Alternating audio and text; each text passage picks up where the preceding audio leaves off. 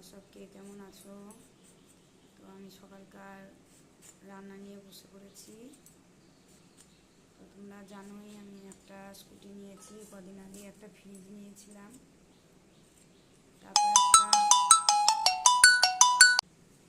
তারপর একটা ceiling fan, এই টেবিল ফ্যান নিয়েছি বড়।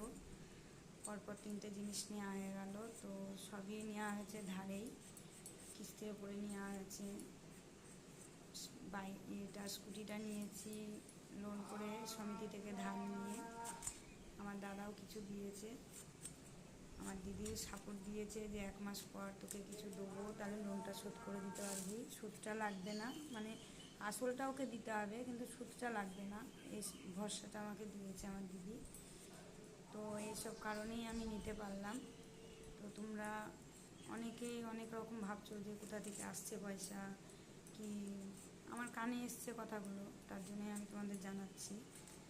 তো আমার ছেলেও সেরকম এখনও ইনকাম করতে লাগেনি, ছেলেরও কোনো এর মধ্যে টাকা নেই। ছেলে যা ইনকাম করে ছেলেরই খরচা লাগে। তো তোমার দাদা ভাইয়ের অনেক দিন ধরেই শখ, আর সাইকেল চালিয়ে এখন দূরে যেতে পারে না, তো ওই কারণে স্কুটিটা নেওয়া হলো। তো তোমরা খুশি হবা কি না, তো কোথায় পয়সা পেলো, বড় লোক হয়ে গেছে এসবগুলো কথাগুলো তো শুনে দুঃখ লাগে না। তো আমরা কারো যদি কোনো জিনিস হয় আমরা খুব আনন্দ পাই, খুশি হই। তোমরা এরকম ভুলভাল করছো কিসের জন্য, ভাবছো কিসের জন্য? মানুষের একটা জিনিস হলে আনন্দ হয় না, যে না তারা করছে, আমরা কি চিরকালই গরিব থাকবো আর কষ্ট থাকবো? তাহলে কি তোমরা আনন্দ হও? তো তোমরা সব ভুলভাল ভেবো না,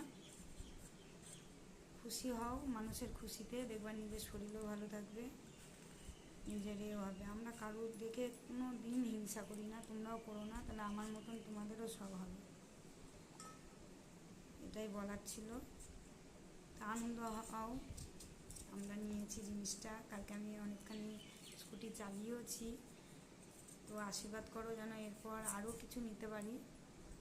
তোমরা মানুষের দিকে হিংসা করো না, হিংসা হচ্ছে পতনের মূল।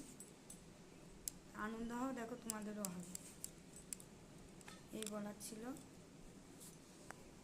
তো আমি যদি ভুল বলে থাকি তাহলে ক্ষমা করে দিও, আর যদি তোমরা আনন্দ হও তাহলে কমেন্ট করে জানিও।